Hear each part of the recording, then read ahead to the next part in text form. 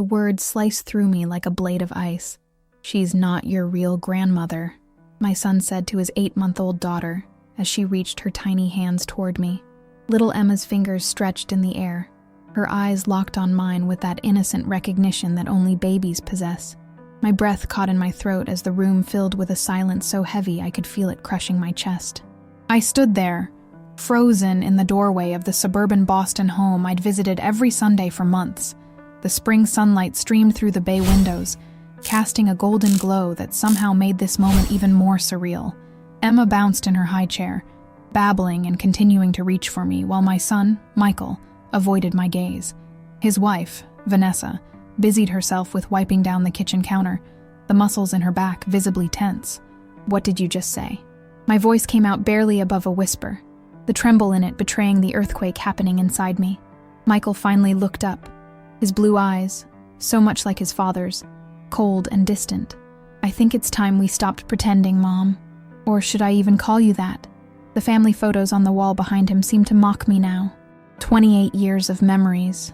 Michael's first steps, his high school graduation, his wedding day, all captured in frames that suddenly felt like lies. The smell of the apple pie I'd brought, still warm in my hands, turned sickeningly sweet. "I don't understand," I managed, though deep down, a part of me feared I did. Emma continued reaching toward me, her little face beginning to scrunch with frustration at being ignored. The contrast between her innocent desire for my embrace and the cruel words hanging in the air made my heart splinter. "We found the letters," Vanessa said, finally turning to face me. She was beautiful as always, her dark hair pulled back in a neat ponytail, her expression carefully controlled. "In your old storage unit, when we were helping you move last month." The pie nearly slipped from my hands. The letters, Richard's letters, the truth I'd buried for almost 30 years. "Michael deserves to know his real mother," Vanessa continued, her voice eerily calm. "Emma deserves to know her real grandmother." Outside, a lawnmower roared to life, the mundane sound of suburban Sunday jarring against the destruction of my world. The clock on the wall ticked loudly, marking each second of this nightmare. "You had no right," I whispered, my voice gaining strength as anger began to push through the shock. "Those were private. You had no right to read them." "No right?" Michael stood so abruptly his chair screeched against the hardwood floor. Emma startled at the noise, her little lip beginning to quiver. "You had no right to lie to me my entire life. To pretend you gave birth to me when some woman named Catherine did." The name hit me like a physical blow. Catherine, the ghost that had haunted the corners of my marriage, now fully materialized in my son's furious eyes. "It's not what you think," I said, setting the pie down before I dropped it. My hands were shaking too badly to hold anything now. "Please, let me explain." "Explain what? That my whole life has been a lie? That my real mother is out there somewhere, maybe wondering about me while you've been playing pretend?" Michael's voice broke, and in that crack, I heard the little boy I'd raised, the little boy who once thought I hung the moon. Emma began to cry, her arms still reaching toward me, even as tears streamed down her chubby cheeks. Her wails echoed the screaming in my heart.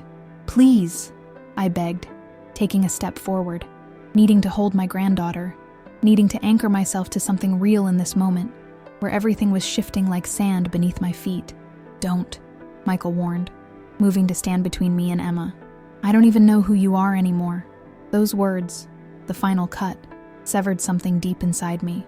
Through my tears, I saw Emma still reaching past her father's shoulder, still wanting me despite knowing nothing of biology or blood ties or the complicated mess adults make of love.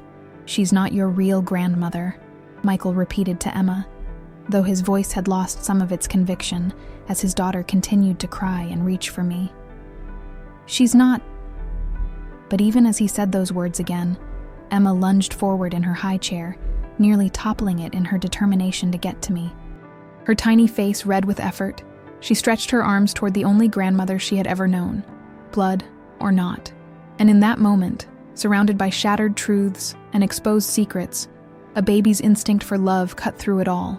Emma didn't care about DNA or birth certificates or decades of hidden letters. She knew me by the songs I sang her, by the way I held her, by the love that flowed between us, a love that felt more real than anything else in that terrible moment. "My name is Eleanor Matthews," I'm 63 years old, and until yesterday, I believed I had built a good life. Not a perfect one, nobody gets that, but a good one, filled with the kind of steady love that doesn't make for exciting stories, but does make for a warm home. I live in a small condo in Lexington, Massachusetts, just 15 minutes from Michael and his family. I moved there after Thomas, my husband of 35 years, passed away from heart failure 3 years ago. The condo is nothing special. 2 bedrooms, a tiny kitchen with outdated cabinets, and a sunroom where I tend to my collection of African violets. But it's mine, and it's close to the only family I have left. Had left, I should say. This morning, I woke up alone, my eyes swollen from crying myself to sleep. The space beside me where Thomas used to sleep has been empty for years, but today it felt like a canyon. He would have known what to do. He always did. My daily routine used to bring me comfort.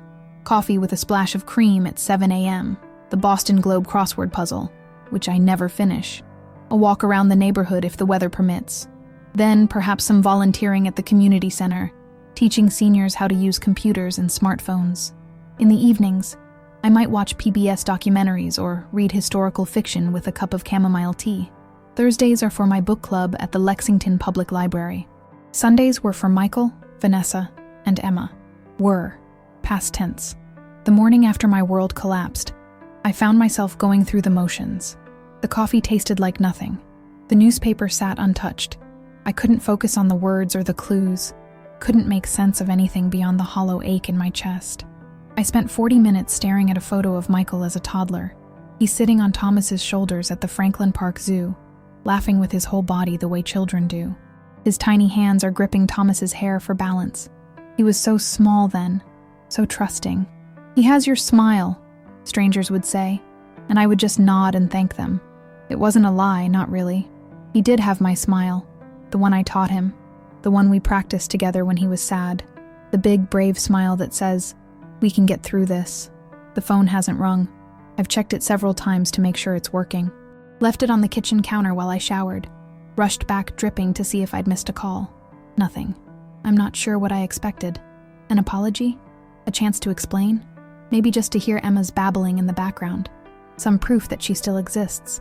That I haven't dreamed up the past 8 months of grandmother bliss. The worst part is that I understand Michael's anger. The betrayal he must feel. If our positions were reversed, wouldn't I be just as hurt? Just as confused? Just as desperate to lash out?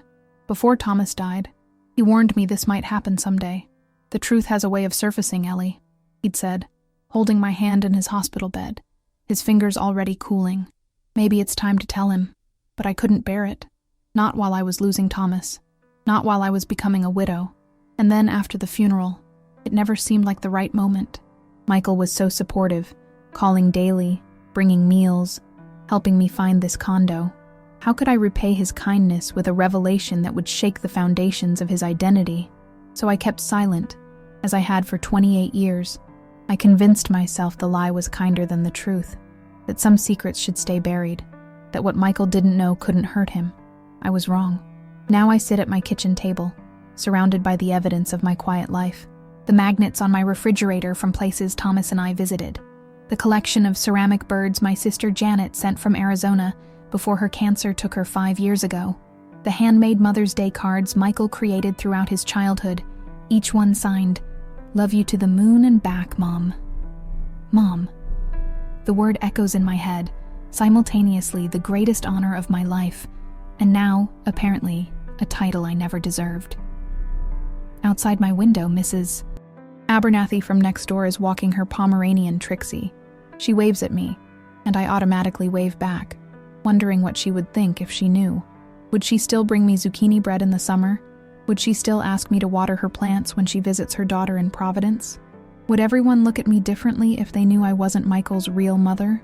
What does real even mean when you've wiped away tears, kissed scraped knees, stayed up through fevers, celebrated victories, and weathered disappointments? When you've shaped your entire life around loving someone? My hand trembles as I reach for my phone.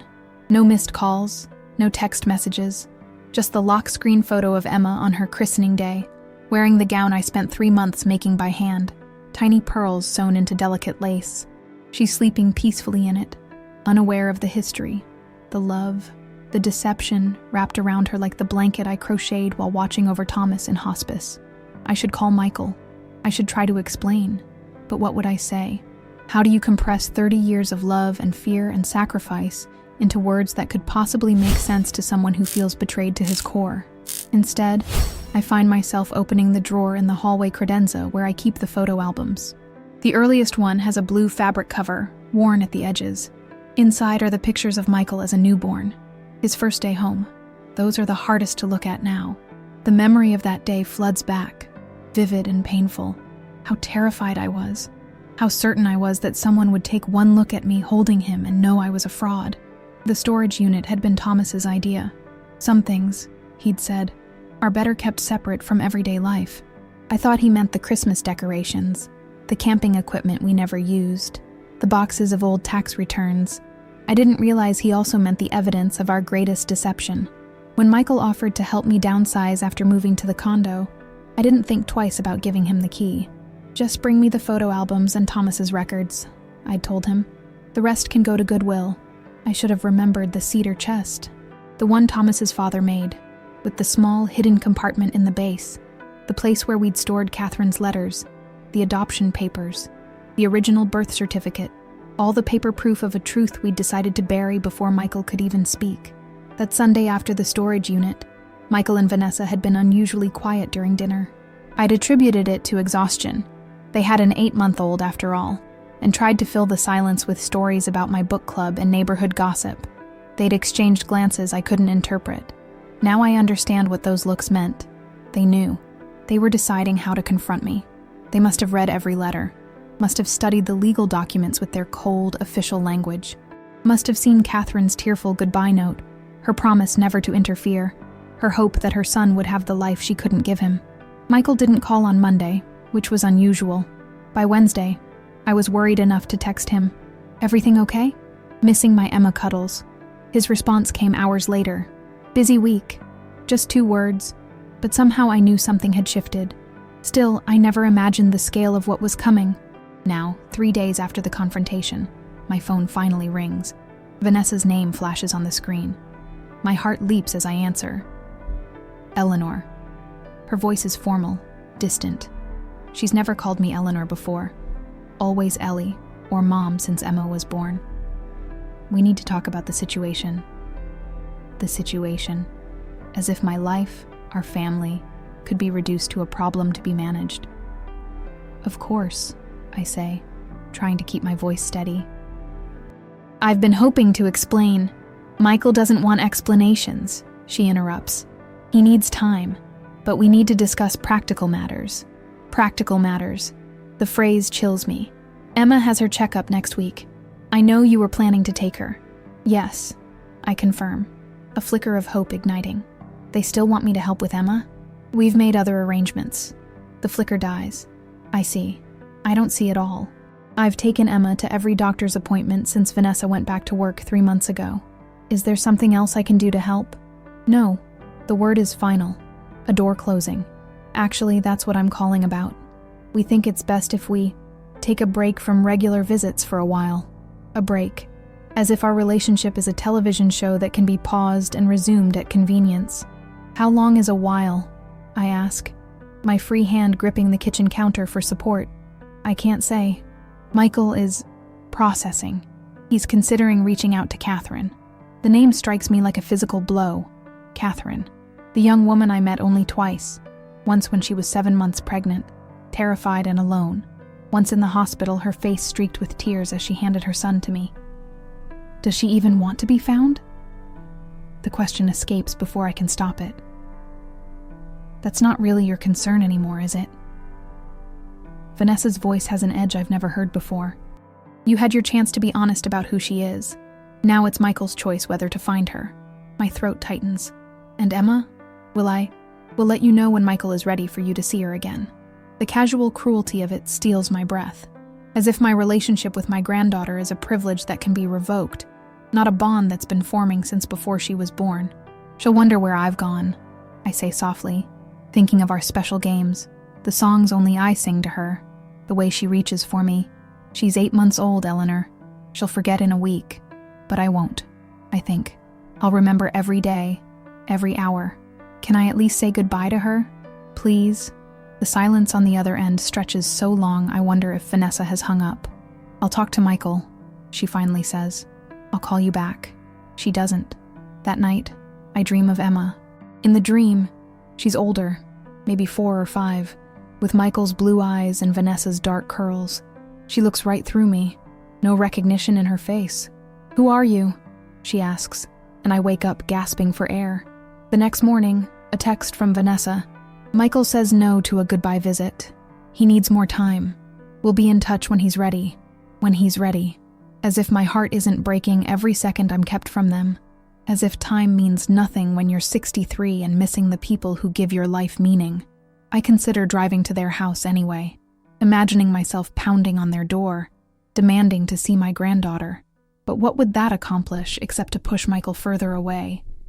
To confirm whatever story he's now telling himself about the kind of person I am. Instead, I do what I've always done when my world is falling apart. I clean. I scrub the bathroom until my hands are raw. I reorganize the linen closet. I wash windows that don't need washing. It's while I'm dusting the bookshelves that I find it. The Mother's Day card Michael made me in 2nd grade. Construction paper folded in half, with crayon stick figures labeled Mom and Me, holding hands under a bright yellow sun. Inside, in his careful 7-year-old handwriting, "You're the best mom in the whole world." I sink to the floor, clutching the card to my chest, and finally allow myself to truly cry. Not the silent tears of the past few days, but deep, guttural sobs that rack my entire body. The best mom in the whole world. Not anymore. Maybe never really. When the storm of tears finally passes, I find myself staring at the phone on the coffee table. I could call Janet's old number. Her daughter, my niece Megan, has it now. She would listen. She might even understand. But the shame is too great. How could I explain that I've been living a lie for nearly 3 decades? That I've lost my son and granddaughter in one terrible moment of truth? Instead, I make tea I don't drink and watch the sun move across my living room floor. The day passes in a fog of grief. Thomas and I met at Northeastern University in Boston, fall of 1981. I was studying library science. He was in engineering. We quite literally bumped into each other at the campus coffee shop. An embarrassing collision that sent my carefully organized note cards scattering across the floor. "I'm so sorry," he'd said, immediately dropping to his knees to help gather them. "It's fine," I'd replied, flustered not by the accident but by his kind eyes. "They're numbered." He'd laughed then, a warm sound that seemed to bubble up from somewhere genuine. "Of course they are." Not mocking, but appreciative. We were married 2 years later in a small ceremony at his parents' backyard in Concord. I wore a simple cream dress, not white. I've never been one for spectacle. His mother cried. My father gave a toast that made everyone laugh. We danced to Stevie Wonder under string lights as the summer evening cooled around us. We wanted children right away. I'd always imagined at least 3. A noisy, loving household like the one I grew up in with my 2 sisters. But month after month, nothing happened. Tests followed. More tests. Procedures with clinical names that left me sore and hollow. Treatments that turned me into someone I didn't recognize. Weepy one moment, furious the next. "It doesn't matter," Thomas would say, holding me after each disappointment. "We have each other. That's enough." But I could see it in his eyes, the same longing I felt. The empty space in our home that seemed to grow larger each passing year. After 5 years of trying, we considered adoption. Went to agencies, filled out paperwork, prepared for home studies, but the waiting lists were long, the process expensive and uncertain. Then came that winter night in 1989, when Thomas's sister Meredith called, her voice strange on the phone. "There's someone you need to meet," she'd said. Meredith was a social worker at a women's shelter in Springfield. One of my girls. She's 19, 8 weeks pregnant. Catherine. Beautiful, terrified Catherine with her curtain of auburn hair and freckled skin. Eyes that reminded me of a deer caught in headlights. Wide, dark, ready to bolt. She'd run away from an abusive father in rural Vermont. Found herself pregnant by a boyfriend who disappeared at the news. "I can't be a mother," she told us in that first meeting. her voice barely above a whisper. But I don't believe in the alternative. I'll never forget the way she looked at Thomas and me, assessing. Meredith says you're good people, that you've been trying for a baby. Hope, dangerous, fragile hope, bloomed in my chest as she spoke. I want my baby to have a chance, she continued. A real family, college someday. I never got that. We met several more times. Careful, awkward conversations in diners and public parks. Catherine asking questions about our lives, our families, our home. Us tiptoeing around her circumstances, not wanting to pry but desperate to understand the young woman who might entrust us with her child. I don't want an open adoption, she told us firmly in our fourth meeting. No visits, no updates, a clean break. Her hands protectively cradled her still flat stomach. It would be too hard otherwise. Thomas had concerns. What about medical history? What if the child wants to know someday? Catherine's answer was simple. Tell them their mother loved them enough to give them their best chance. The pregnancy progressed. We paid Catherine's medical bills through Meredith, bought her maternity clothes, made sure she had proper nutrition. But we kept our distance emotionally, afraid to fully believe this miracle might actually happen. Then came the frantic call at 2 a.m. on a Tuesday in October. Catherine in labor 6 weeks early. We raced to the hospital, hearts pounding in terrified unison. What if something was wrong? What if she changed her mind? The delivery was difficult. Catherine was so young, so small. But shortly after dawn, a nurse appeared in the waiting room where Thomas and I had spent the night holding hands in silence. She's asking for you, the nurse said. And he's perfectly healthy. 5 pounds, 7 ounces. A boy. Catherine looked exhausted, her pale face nearly blending with the hospital pillowcase. In her arms, a tiny bundle wrapped in a blue hospital blanket. His name is Michael, she said, her voice hoarse. After my grandfather. The only good man I ever knew before. She glanced at Thomas. Well, before. She held the baby out to me. My arms trembled as I took him. Hello, Michael, I whispered, peering at his scrunched red face. His eyes were tightly shut, his miniature fingers curled into fists. Perfect. Absolutely perfect. When I looked up, Catherine was crying silently. Are you sure? I asked, suddenly afraid that this gift was too great, the sacrifice too enormous. I'm sure, she said, wiping her tears with the back of her hand. Just love him. Promise me that. With everything I am, I vowed. Beside me, Thomas nodded, too overcome to speak. 2 days later, we took Michael home. The private adoption was arranged through a lawyer friend of Meredith's. Catherine signed the papers, provided a sealed letter for Michael when he's old enough, and disappeared back to Vermont. We agreed, Thomas and I, that we would tell Michael about his adoption eventually, when he was old enough to understand. But the moment never seemed right. When he was 2, we moved to Lexington for Thomas's new job. No one there knew us as the childless couple. It was so easy to let people assume I had given birth to Michael. And after a while, it began to feel like I had. The memory of those years of infertility faded. The gratitude I felt toward Catherine transformed into something more complicated, a mixture of guilt and fear that someday she might return, claiming what was legally, but not emotionally, no longer hers. As Michael grew, I searched his face for traces of Catherine, the shape of his eyes maybe, the cleft in his chin that neither Thomas nor I possessed. But mostly, I saw the boy we raised. The way he tilted his head when concentrating, just like Thomas. The love of books he developed, spending hours curled beside me while I read to him. His laugh, God, his laugh was the soundtrack of my happiest days. I kept Catherine's letters in Thomas's father's chest, reading them sometimes when I was alone. Her annual notes stopped coming when Michael turned 10. The last one simply said, I hope he's happy. I've made peace with my choice. Thank you for keeping your promise. Had I kept it, I'd loved Michael with every fiber of my being, stayed up with fevers and nightmares, cheered at Little League games and science fairs, held him through his first heartbreak when Jenny Callahan chose another boy for the 8th grade dance, helped him apply to colleges, bursting with pride when he got into Boston University. But I'd never told him the truth, and with each passing year, the lie grew more impossible to confess. What if he hates us? I'd asked Thomas when Michael was 18, graduated from high school and preparing to leave home. He could never hate you, Thomas had replied, so confident. You're his mother in every way that matters. Now I know that Thomas was wrong. Blood does matter. Truth matters. And my decades of deception have cost me the very thing I cherished most. My son's love and trust. 2 weeks of silence stretched into 3. I filled the emptiness with routine. The volunteer work at the senior center, the book club meetings, the mindless tasks of daily existence. I went through the motions like an automaton, my thoughts always with Michael and Emma. Every time my phone chimed, my heart leaped, but it was never them, never the voices I longed to hear. On what would have been our regular Sunday visit, I baked an apple pie anyway. Muscle memory. I stood in my kitchen, crimping the edges of the crust the way Michael had always loved, tears sliding silently down my face and occasionally dropping into the filling.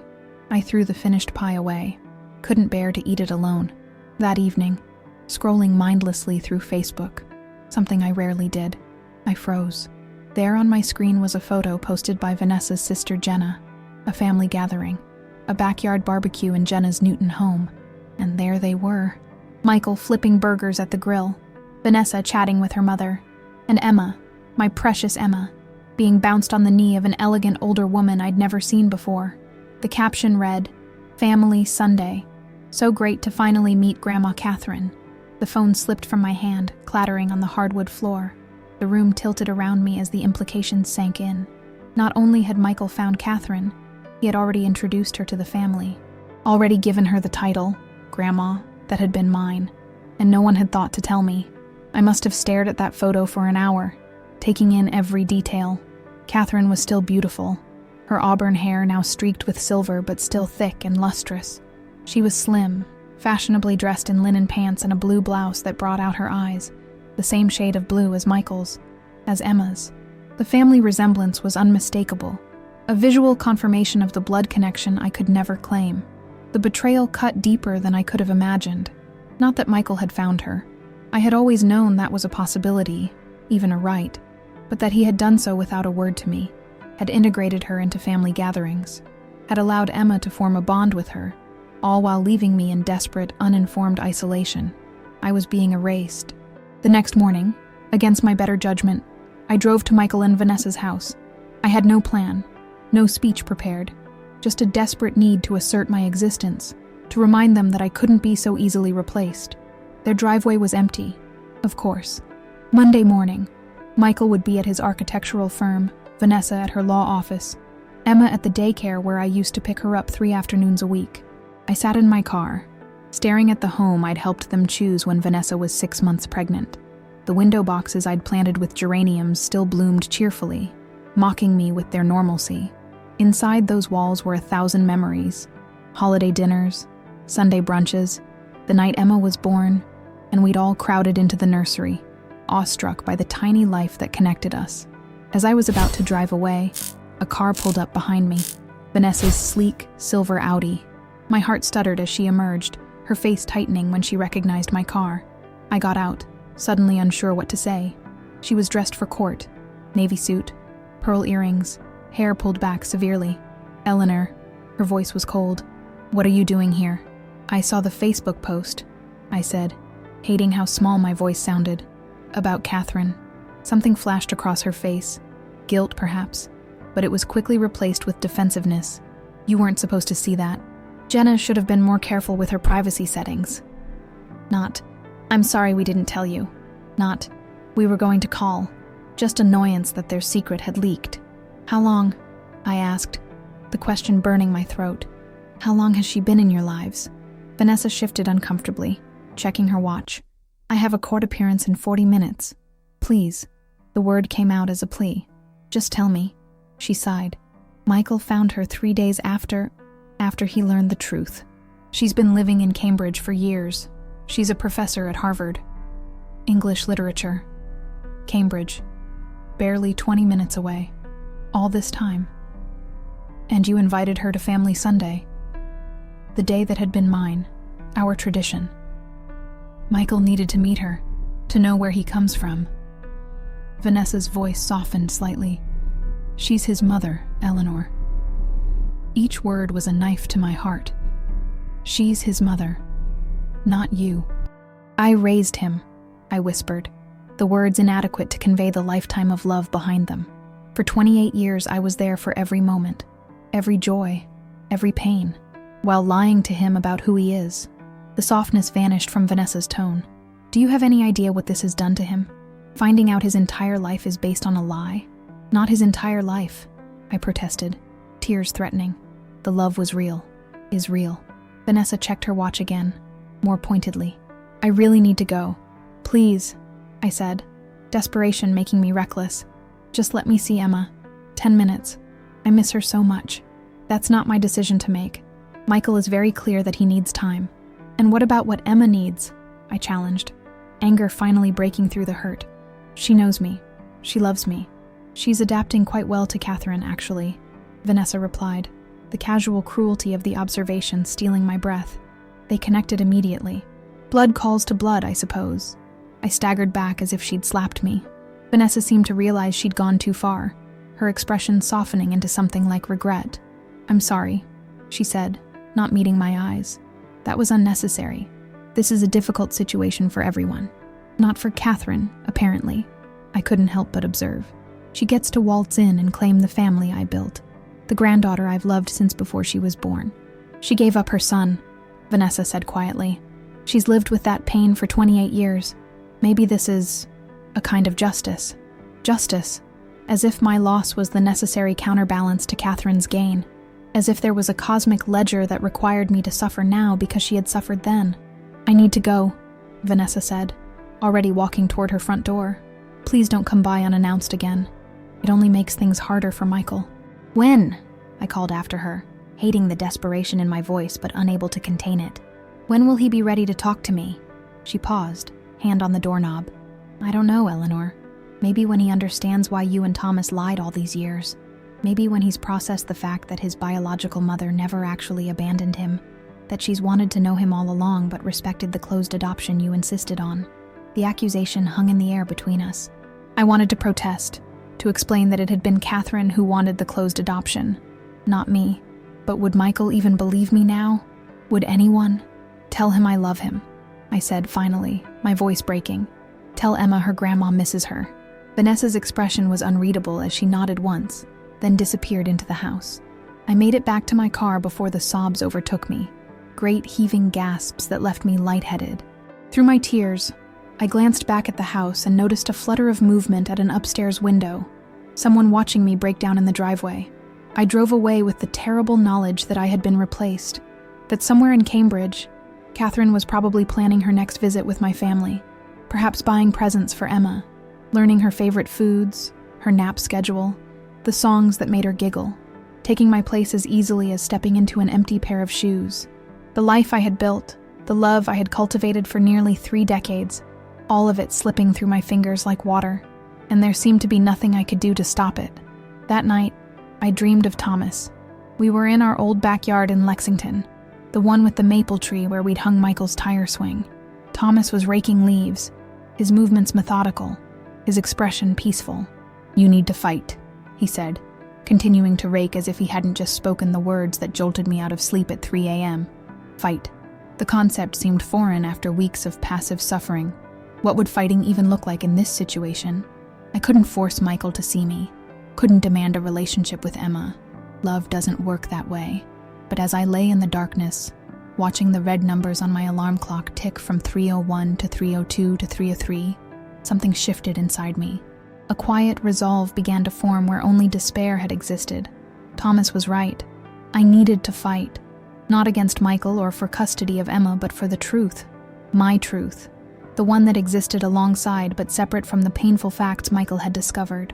Yes, I had kept his adoption a secret. Yes, that had been wrong. But the love, the memories, the 1,000 small sacrifices and endless devotion, those were real. Those were true.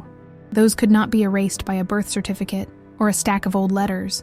I got out of bed and padded to the kitchen, turning on just the small light above the stove.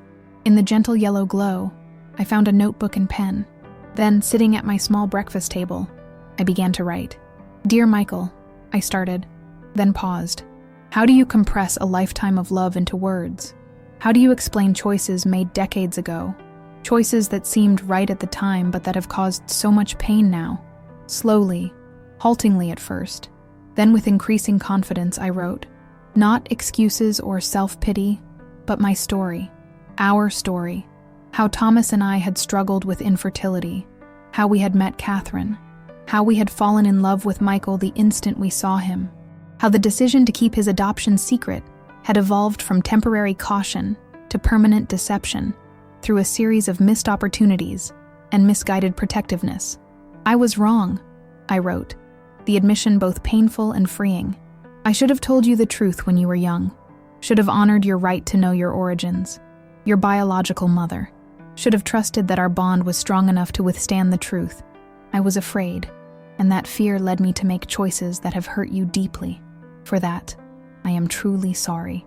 I wrote until the sky outside my window began to lighten, the first birds tentatively announcing the new day.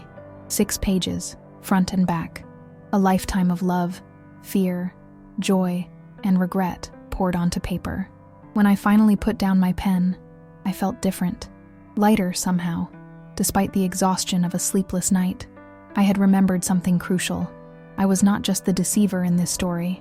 I was also the woman who had sat through countless parent-teacher conferences, who had coached Michael through his first broken heart, who had taught him to drive, to cook, to stand up for what he believed in.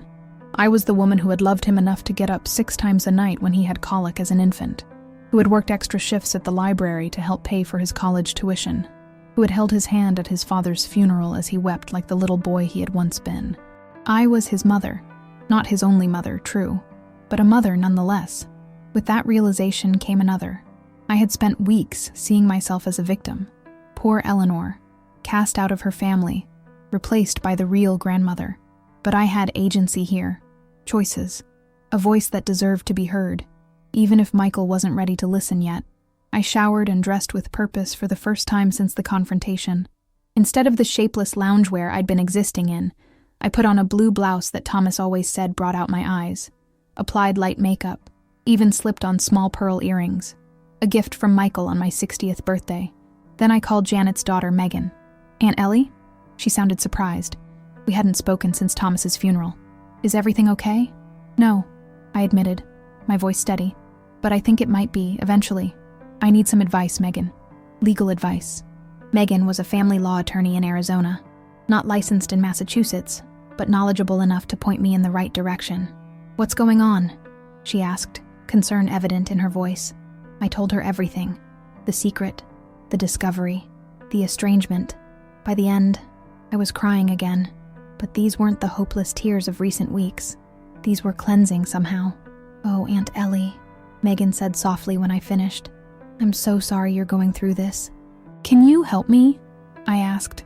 "I don't want to sue for grandparents' rights or anything like that.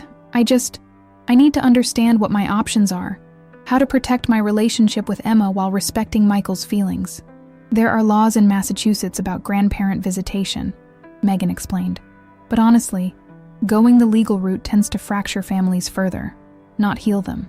I don't want to force anything," I clarified quickly. "I just need to know where I stand." "Let me make some calls," Megan said. "I have a colleague in Boston who specializes in family law. But Aunt Ellie, the best path forward probably isn't through the courts. It's through communication. Have you tried writing to Michael?" I glanced at the letter on my kitchen table. "Just finished, actually." "Good.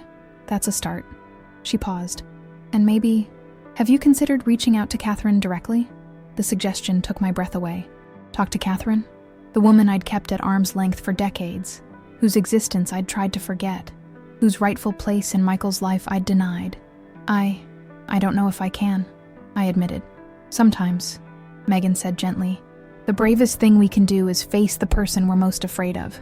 You might find you have more in common than you think."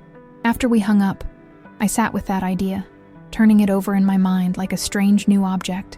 Catherine, not just the specter who had haunted the edges of my marriage, but a real woman, a professor, someone who had made the heartbreaking choice to give up her child and had lived with that decision for nearly 3 decades. What would I say to her? "Thank you for giving me the greatest gift of my life, which I then kept from you through deception. Sorry I've been pretending your son was biologically mine all these years. And yet, There was something compelling about the idea, a directness that appealed to the new sense of agency flowing through me. Later that day, I went to the Harvard faculty directory online. There she was, Catherine Aldridge, PhD professor of English literature, specializing in 19th century American women writers. Her university headshot showed a confident woman with intelligent eyes and the smile I recognized from Emma's face. I didn't contact her that day, or the next, but I bookmarked the page. A possibility, a path not yet taken. Instead, I mailed my letter to Michael. No expectations, no demands for a response, just my truth, offered openly, to be accepted or rejected as he saw fit. That evening, I went to my bedroom closet and pulled down the old hat box where I kept special mementos. Inside was a small velvet pouch containing the bracelet Thomas had given me when we brought Michael home. Silver, with a small heart charm engraved simply, Mom. I fastened it around my wrist, the familiar weight both painful and comforting. Then I did something I hadn't done in a long time. I called my sister's old friend Margaret, who I knew went to Al-Anon meetings at the community center. I need help, I said when she answered. Not with addiction, but with letting go while still holding on. Does that make sense? Perfect sense, Margaret replied. There's a meeting tomorrow night. I'll save you a seat. I was done being a passive victim in my own life. Whatever happened with Michael, with Emma, even with Catherine, I would face it standing up, eyes open, heart scarred but still beating. I was Eleanor Matthews, mother, grandmother, survivor, and I was not giving up. 3 days after mailing my letter, I received a text from Michael. Just 4 words. I got your letter. No emotion. No indication of whether he'd read it or thrown it away. Just acknowledgement of receipt. I stared at those 4 words for an hour, analyzing each one as if they contained hidden code. At least it was contact. A thin thread connecting us across the chasm that had opened between us. I replied simply, "Thank you for letting me know." Then, after hesitation, added, "I love you." No response came. The Al-Anon meetings became my lifeline. Sitting in a circle of plastic chairs at the community center, listening to stories of people who loved someone they couldn't control, couldn't fix, couldn't change. The parallels weren't exact, but the underlying wisdom was the same. Focus on what you can control. Yourself, your reactions, your healing. Detach with love, Margaret told me over coffee after my 3rd meeting. It doesn't mean giving up. It means giving space while still holding space. I was trying to absorb this wisdom when my doorbell rang unexpectedly one Tuesday afternoon. I wasn't expecting anyone. The occasional delivery person, maybe, though I'd ordered nothing. Through the peephole, I saw a woman with auburn hair streaked with silver. My heart stopped, then thundered back to life at double speed. Catherine. She was more elegant in person than in her faculty photo. Tall and slim in a simple black dress and cardigan. Pearl earrings not unlike my own. She held a leather messenger bag. Professorial, practical. For a moment, I considered pretending I wasn't home. My car was in the garage. She wouldn't know. I could hide, avoid this confrontation I'd both dreaded and secretly longed for.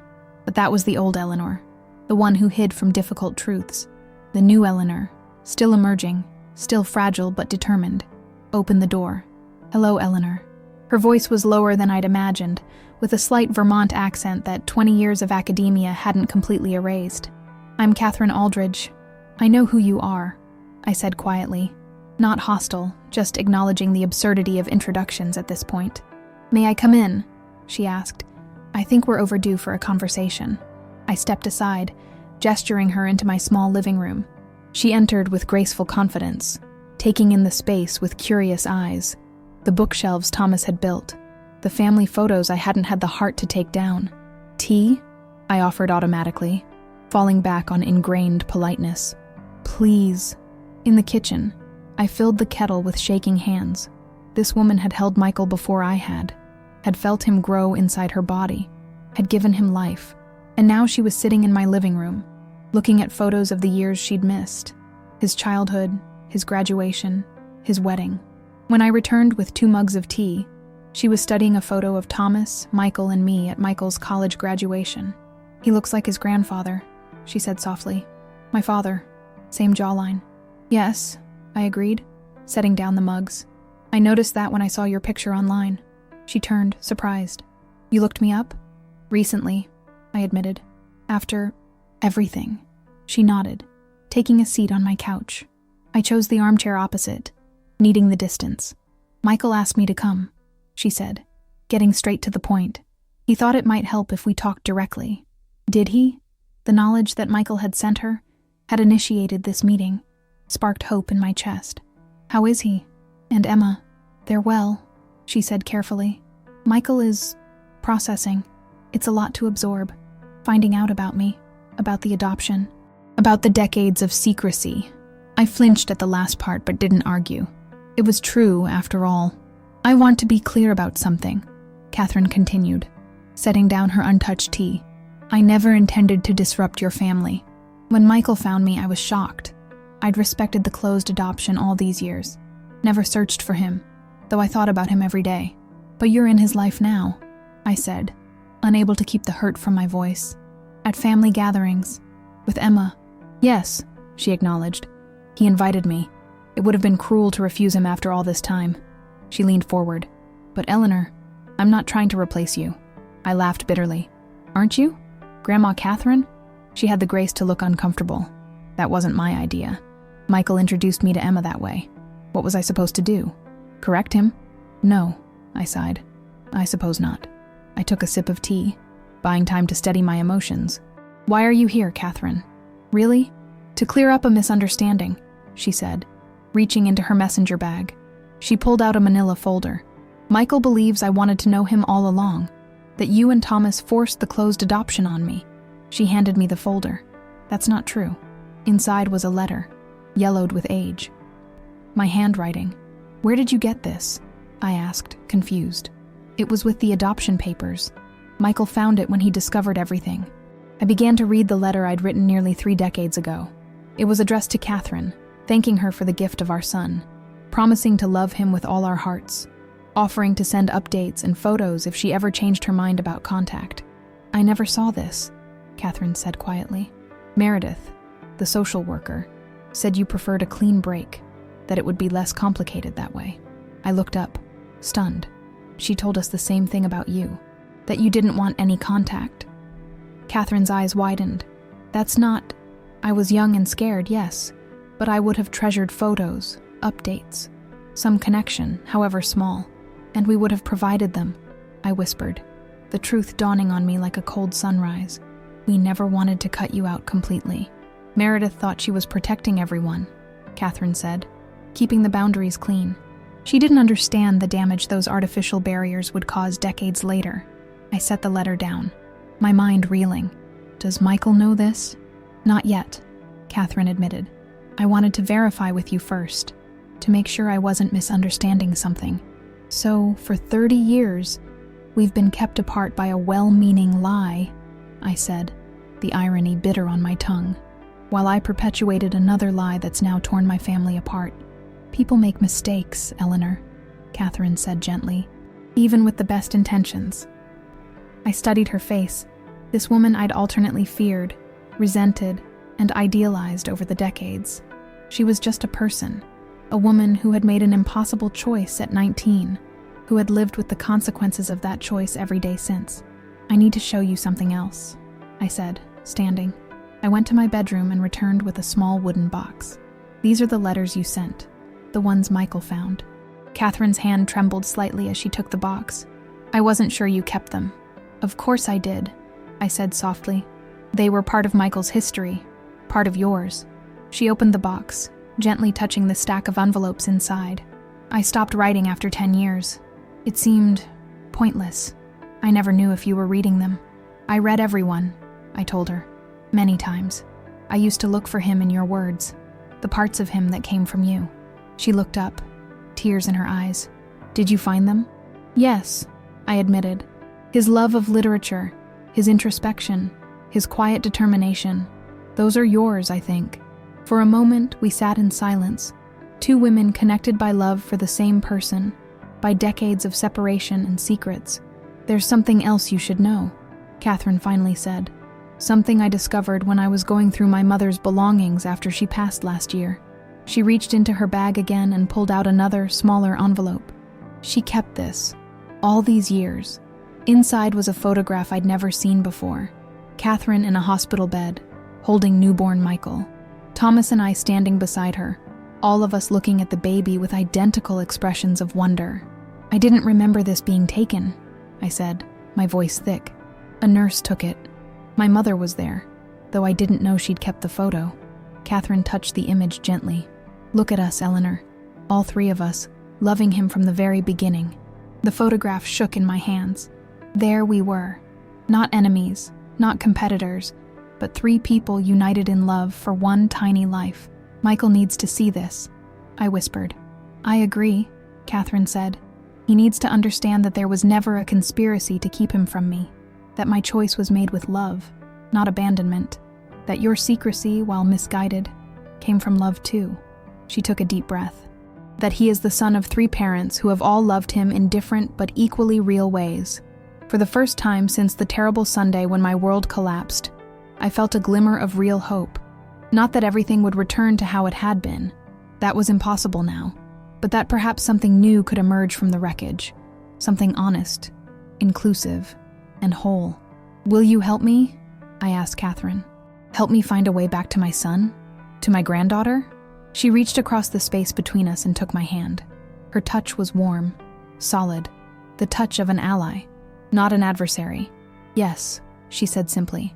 "I think it's time we both had a chance to be grandmothers to Emma. The real kind. The kind who tell the truth." Catherine and I spent hours that afternoon, piecing together 3 decades of misunderstandings like a complicated puzzle. The well-intentioned deception by Meredith the social worker, the letters that should have connected us, but instead sat unread in separate homes, the choices we'd each made based on incomplete information. "I always imagined you as this perfect mother," Catherine confessed, on her second cup of tea. "Young, vibrant, with this wonderful husband and beautiful home. The mother I couldn't be at 19. And I imagined you moving on completely," I admitted. "Building a new life where Michael was just a brief chapter you'd closed." She shook her head. "I thought of him every birthday, every Christmas, every milestone I could imagine. My students became surrogates in a way. Young people I could guide and mentor, if not parent." "You never had other children?" I asked carefully. "No," she said, her eyes distant. "I couldn't. Physically, I mean. Complications from Michael's birth. Another reason I've treasured my students over the years." The revelation hit me hard. This woman had given up her only chance at motherhood when she gave Michael to us. While I had raised her son as my own, she had faced a different kind of childlessness than the one Thomas and I had experienced. "I'm so sorry," I whispered. "Don't be," she said firmly. "I made my choice. I've had a good life, fulfilling work, good friends, 12 books published." She smiled slightly. "And now, unexpectedly, a son and granddaughter in my life. At my expense." I couldn't help adding, "It doesn't have to be that way," Catherine said, leaning forward. "That's why I'm here. There's room for both of us in their lives. We formulated a plan, not a scheme or manipulation, but a path toward truth and, hopefully, reconciliation." Catherine would speak with Michael, share what we'd discovered about the misunderstanding at the adoption, show him the photograph of the 3 of us on the day of his birth. I would give him space, but also dignity. No more desperate drive-bys or tearful confrontations in driveways. Instead, I would send him one email, attaching scans of all Catherine's letters alongside my own note explaining that I had always intended for him to know of his adoption eventually, that my failure wasn't one of intention, but of courage and timing. "He may not respond right away," Catherine cautioned. "He's still processing a lifetime of revelations." "I know," I said, "but at least he'll have the truth, all of it." After Catherine left, I felt strangely energized. The woman I'd feared for decades had become, in the space of an afternoon, an unexpected ally. Not a friend, exactly. There was too much complicated history between us for that, but a fellow traveler on this difficult path. I spent the evening scanning Catherine's letters and composing my own. Not the emotional outpouring of my handwritten letter, but something more measured, an acknowledgement of my mistakes, an explanation without excuses, a pledge to respect his boundaries while standing firm in my love for him and Emma. I wrote and rewrote, deleted and revised, until the message felt right. Not perfect. Nothing could be perfect in this imperfect situation, but honest. Before I sent it, I added one final paragraph. Catherine visited me today. We discovered that many of the things that have kept us apart over the years were based on misunderstandings, not malice. She is not my replacement, Michael. She is a part of your history that I wrongly kept from you. I hope that someday, when you're ready, we can find a way forward that includes all of us in your and Emma's lives. I pressed send before I could lose my nerve, then sat in the quiet of my living room, strangely peaceful. I had done what I could. The rest was up to Michael. The next day, I channeled my nervous energy into action. I called Megan again for legal advice, not about grandparent rights now, but about documentation. I wanted to organize everything, all the evidence of my role in Michael's life, not to use in court, but to preserve the truth of our family story. Smart, Megan approved. It's not about fighting for visitation. It's about honoring the full complexity of your family history. I started with photo albums, chronologically organized. Michael's first day home with us, first steps, first day of kindergarten, middle school science fair, high school graduation, college move-in day, his wedding to Vanessa, the day Emma was born. Next came school records, report cards, certificates, and awards I'd carefully preserved. The Mother's Day cards, birthday cards, handmade gifts, the texts and emails over the years filled with casual love yous and everyday family communications. I organized everything meticulously, not to prove my motherhood, that wasn't in question, but to honor it. To acknowledge the real, lived experience of raising Michael, separate from but connected to his biological origins. In the midst of this project, I received a text from Catherine, spoke with Michael, showed him the photo. He was moved, asking questions about that day, about why I chose adoption, opening up a little. Progress. My heart lifted. Progress. A small word pregnant with possibility. I replied, "Thank you.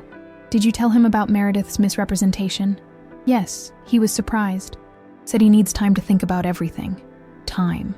I could give him that now, knowing that at least he had more pieces of the puzzle than before. 3 days later, a brief email from Michael appeared in my inbox. Just 2 sentences. "I got your email and the scans. I'm still processing everything. Not warmth, but communication." A crack in the wall of silence. I replied with equal brevity, "Take all the time you need. I'm here if you're ready." The next day, I did something I'd been considering since Catherine's visit. I called the senior center where I volunteered and asked about their grandparent support group, a program for grandparents raising grandchildren due to parental absence, addiction, or incarceration. My situation was different, but the coordinator, Ruth, welcomed me anyway. "Loss is loss," she said simply, "and everyone needs support." The group met weekly in a church basement. 6 women and 2 men ranging in age from mid-50s to late 70s. Their stories were different from mine. Custody battles due to parental drug use, children lost to prison or mental illness, grandchildren they were raising alone in their retirement years. But the thread of interrupted grandparenthood, of family fracture and attempted repair, resonated deeply. "I feel like I've lost my identity," I admitted during my second meeting. "For 28 years I was Michael's mother. Now I'm, what, a fraud? An imposter?" Clara, a 72-year-old raising 3 teenage grandchildren, shook her head firmly. "Motherhood isn't just biology. It's showing up day after day. It's sacrifice and love and tough choices. You did that. Nobody can take that away from you. Not Michael, not Catherine, not anyone." Her words wrapped around me like a warm blanket, giving name and legitimacy to what I'd been feeling. I wasn't fighting to reclaim the title of only mother in Michael's life. I was standing in the truth of having been his mother in every way that mattered, while acknowledging Catherine's equally valid but different connection to him. On Saturday morning, my phone rang. Vanessa's name appeared on the screen, sending my heart racing. "Eleanor?" Her voice sounded different, less cold, more tentative. "I'm calling because, well, Emma's been asking for you." My breath caught. "She has. She keeps pointing at your photo on the fridge and saying, 'Nana,' or trying to, at least." Vanessa hesitated. "Michael is at a conference in Chicago this weekend. I thought maybe if you wanted to come by for an hour tomorrow, just to see her." The invitation was cautious, limited, offered in Michael's absence. But it was an opening, a chance to hold my granddaughter again. "I'd love that," I said, careful to keep my voice steady. not to overwhelm Vanessa with my emotion. What time works for you? Around 10? She's usually at her best after breakfast. 10 is perfect, I agreed. Vanessa? Thank you. She loves you, Vanessa said simply. Whatever else is happening, that's true. After we hung up, I allowed myself a moment of pure joy, the first I'd felt in weeks. Then I called Catherine. Vanessa invited me to see Emma tomorrow, I told her without preamble. That's wonderful, she responded, genuine warmth in her voice. A first step. I wanted you to know, I said carefully. I'm not trying to go behind your back or… Eleanor, she interrupted gently. This isn't a competition. Emma deserves all the love she can get. From both her grandmothers. Both her grandmothers. The phrase no longer stung as it had before. Perhaps there was room in this story for two beginnings, two truths, two women who had loved the same child in different ways at different times. I spent that evening preparing for my visit with Emma, wrapping a small soft toy I'd bought weeks ago, but never had the chance to give her, choosing an outfit that would be comfortable for floor play and baby cuddles, setting my alarm though I knew I'd barely sleep. For the first time since that terrible Sunday, I felt like myself again. Not whole, not healed, but finding my footing on this new terrain. Whatever happened next, whether Michael eventually welcomed me back fully into his life or maintained a cautious distance, I would face it with the dignity and strength of a woman who knew her own worth. A real grandmother. The kind who tells the truth. The next morning dawned bright and clear, autumn sunlight filtering through the changing leaves outside my window. I dressed carefully in the soft blue sweater that Emma liked to grab with her tiny fists, applied minimal makeup to hide the signs of sleepless nights, and tucked the wrapped gift into my purse.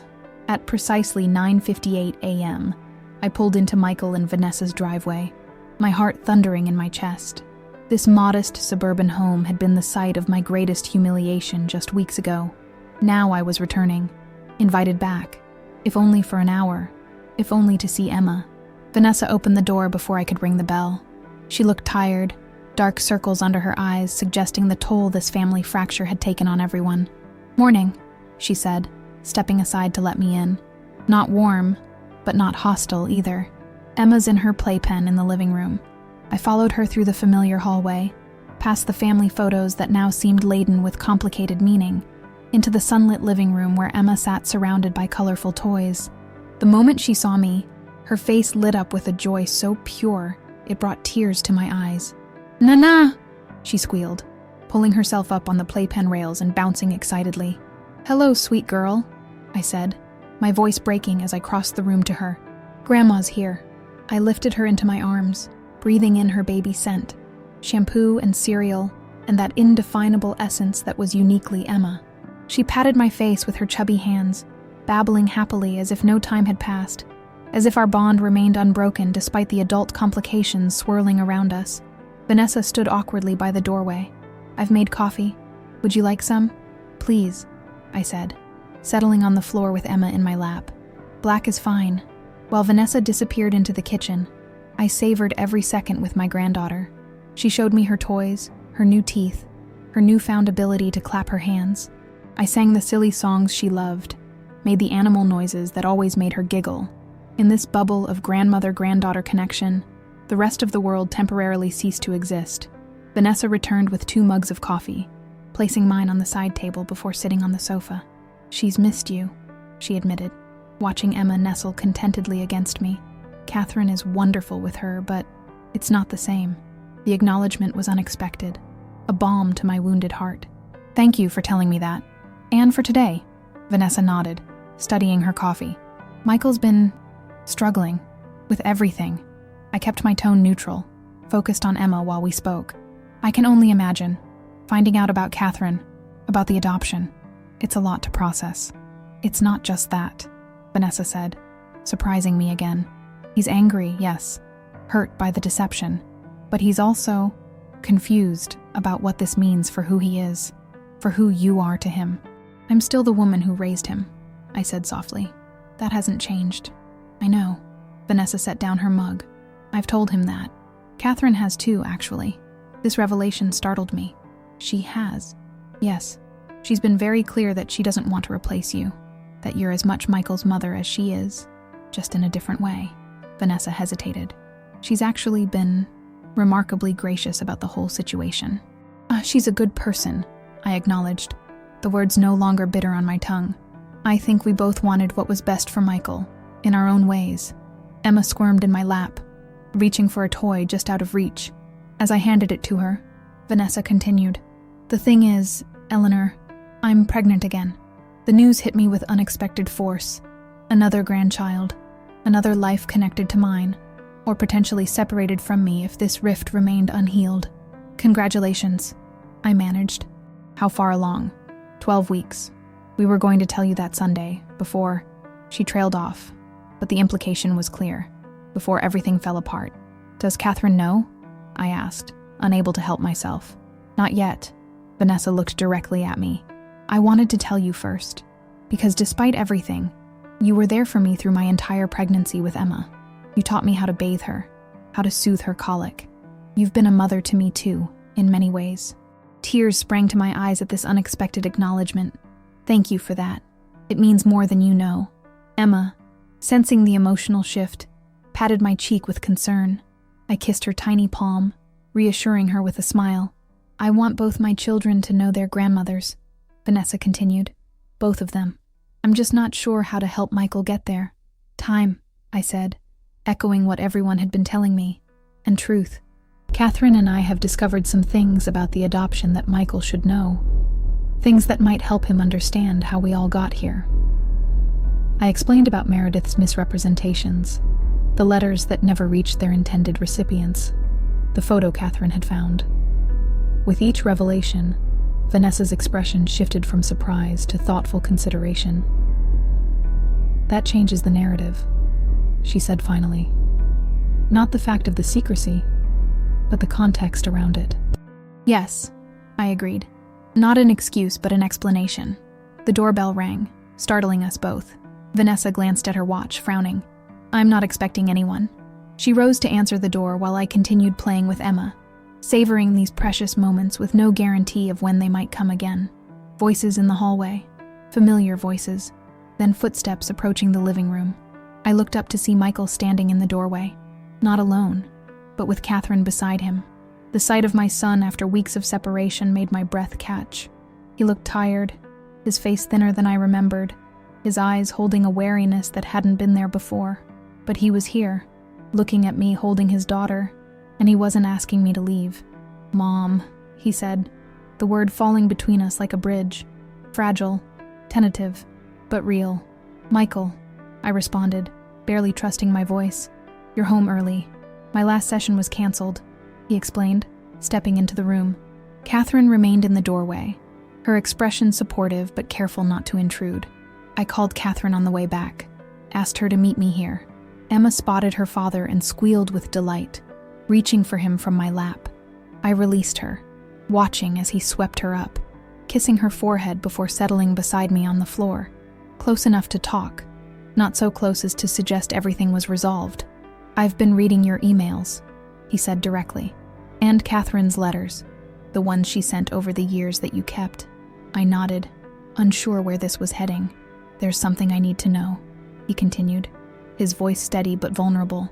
"Something I need to hear from you directly. Anything," I promised. "No more secrets." He took a deep breath. "Why didn't you tell me I was adopted? The real reason, not what you think I want to hear. The question I'd been dreading and expecting in equal measure. The one I'd rehearsed answering 1,000 times in my mind. At first, it was because you were too young to understand," I began, choosing my words carefully. "Then, when you were older, it was fear. Fear that you would feel different, less secure. Fear that you might think we loved you less because you weren't biologically ours." I met his eyes directly, and later, it was shame. Shame that we'd waited too long, created a lie too big to easily undo. Every year that passed made it harder to find the right moment, the right words. "But not impossible," he challenged. "No," I admitted. "Not impossible. Just increasingly difficult to imagine without also imagining losing you." My voice caught, which happened anyway. Emma, sensing the tension, patted Michael's face as she had patted mine earlier. His expression softened as he looked at his daughter. "I've been angry," he said after a moment. Furious, actually. At you. At Dad for taking this to his grave. At myself for never questioning certain things that, in retrospect, should have been obvious. Your father wanted to tell you, I said quietly. Before he died, I was the one who couldn't bear it then. That responsibility is mine, not his. Michael nodded, processing this. Catherine showed me the hospital photo. The three of you, with me as a newborn. She found it recently, I confirmed. I'd never seen it before she showed me. It's strange, he continued, bouncing Emma gently on his knee. Seeing the three of you together like that.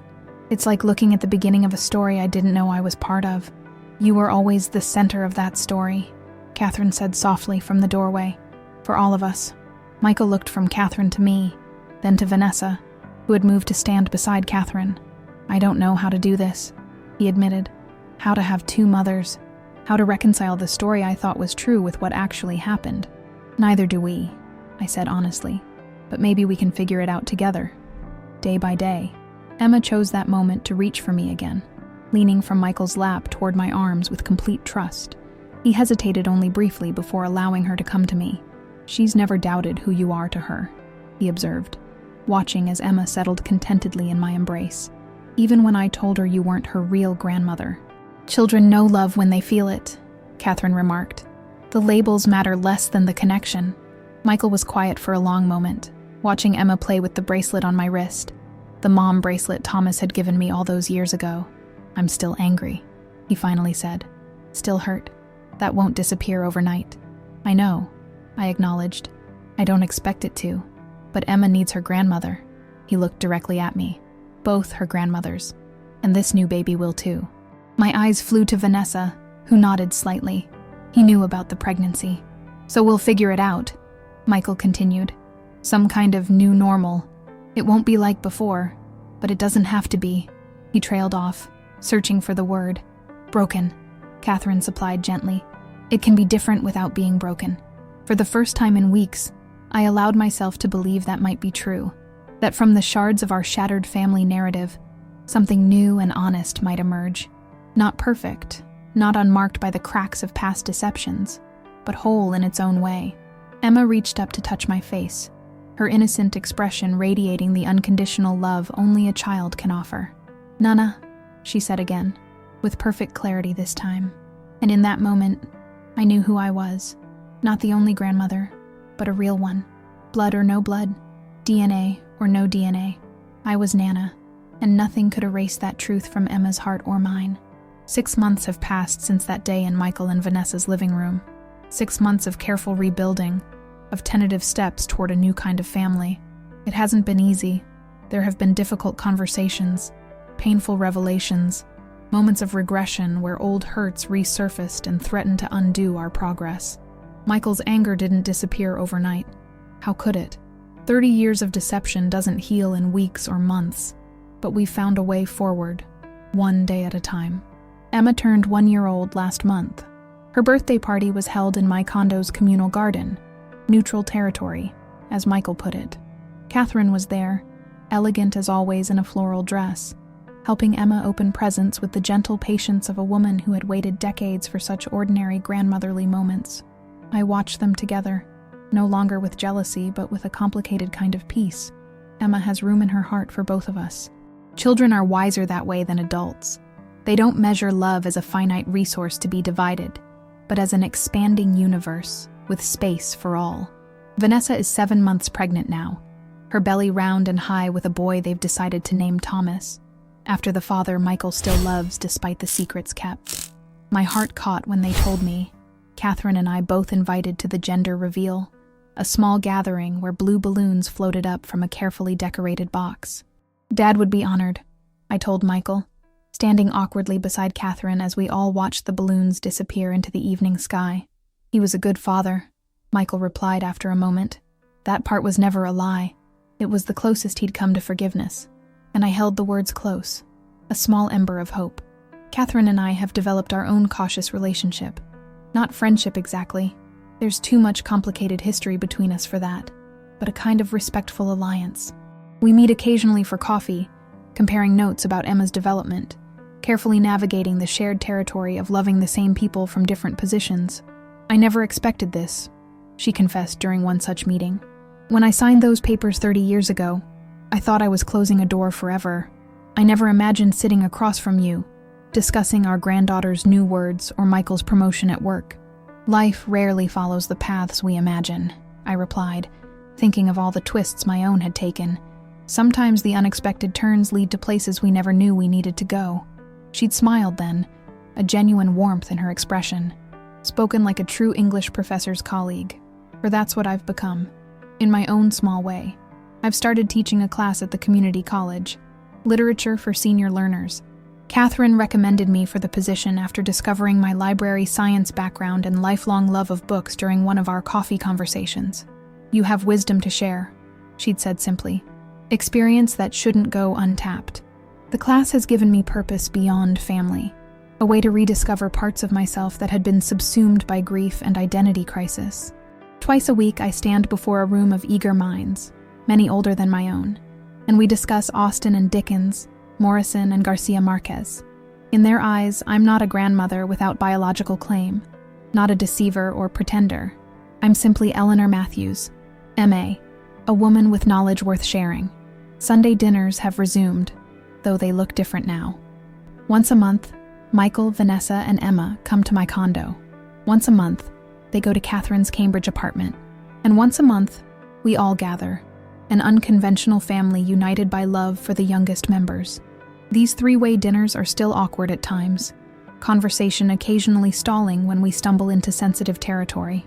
But there are moments of genuine connection too. The evening Catherine brought out photo albums from her childhood, and Michael discovered he had her father's musical talent and her mother's distinctive laugh. The night I shared stories of Michael's childhood adventures that had Catherine alternately laughing and wiping away tears for experiences she'd missed. "I would have been a terrible mother at 19, she admitted once, after Michael and Vanessa had taken an overtired Emma home. "Angry, broke, traumatized by my own childhood. You gave him something I couldn't then. And you give him something now that I can't," I acknowledged. "A connection to his biological roots. Answers about where certain traits came from. Parts of his identity he's just beginning to explore." She'd reached across the table then, briefly squeezing my hand, our first real physical contact beyond polite greetings.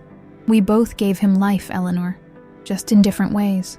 Yesterday was Mother's Day, the first since our family reconfiguration. I woke with a knot of anxiety, unsure what the day would bring. Would Michael acknowledge me at all? Would I be cast aside in favor of Catherine, his real mother? My doorbell rang at 10 a.m. Michael stood there, Emma on his hip, a small wrapped package in his free hand. Behind him, to my surprise, was Catherine.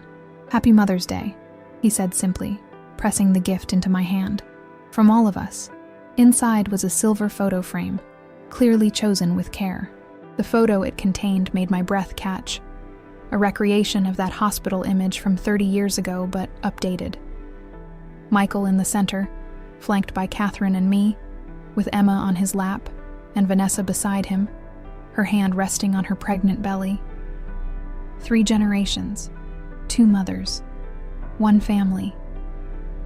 "Catherine's idea," Michael explained, watching my reaction carefully.